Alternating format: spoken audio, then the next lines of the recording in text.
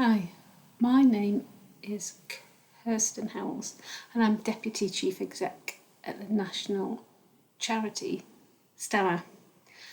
I'd love to have been with you for your event today, but it is of course International Stuttering Awareness Day, so there's lots going on at STAMMA. We're travelling all over the show today, and not least we've got the launch of our new campaign, which I'll come back to in a minute.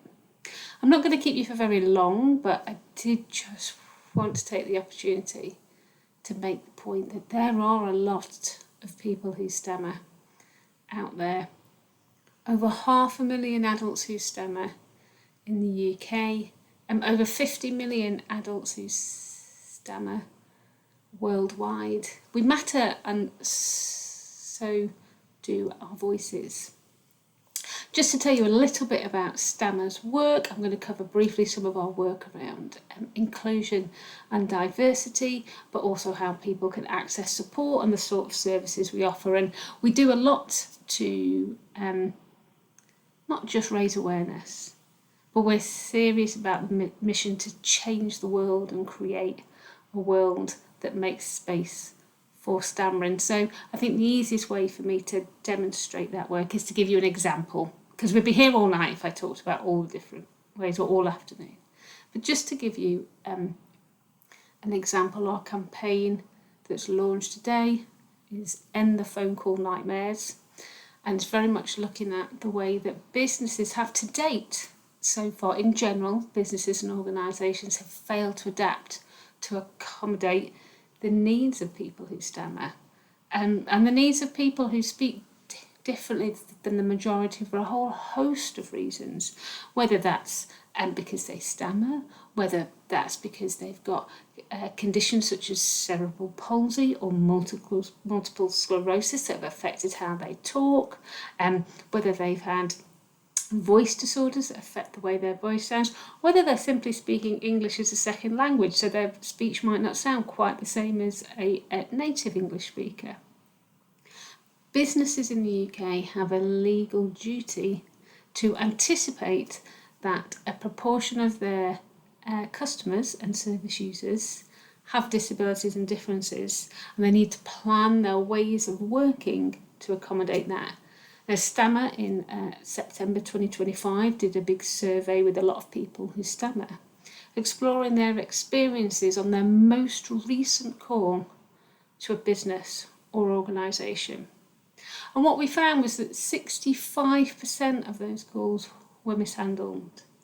We found that 14% of callers who stammer on their most recent call to a business or organisation were hung up on when they stammered. We found that 32% of callers who stammer found the call handler guessed their words for them. 31% of them were interrupted.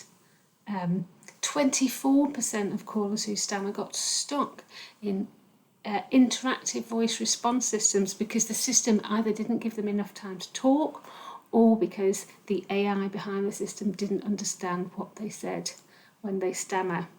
So this seems like really clear evidence that businesses aren't taking that legal duty seriously at the moment to anticipate that some of their customers, a reasonable proportion, speak differently, and they need to think about that in terms of the way they train their call handlers and in terms of the way they set up their systems, such as automatic speech recognition and interactive voice response systems. So today we're coming out, there's a cinema ad launching to advertise the campaign. You'll see some billboard advertising round and about. We've also got a whole raft of resources for businesses, downloadable resources, top tips, a full report on our findings, free online workshops for businesses and organisations and for their staff who might be taking calls, because we're really serious about getting them to change, and that's what we do at STAMMA. We work on landing real change, really changing the way society works and thinks about how we speak. And then within that, we make our own choices about how we live with stammering. But we want to change those systems and that society that see around us as people who stammer, so that we can go about our business and live our lives on equal terms with other people. So that's just an example of that work that we do.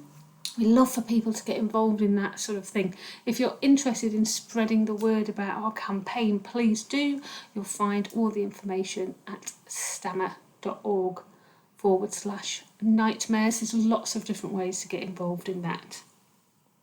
In terms of what STAMMA offers to individuals within the stammering community, we have a whole range of networks, peer support groups. Some of those are professionally based, some of them are geographically based, many of them are online.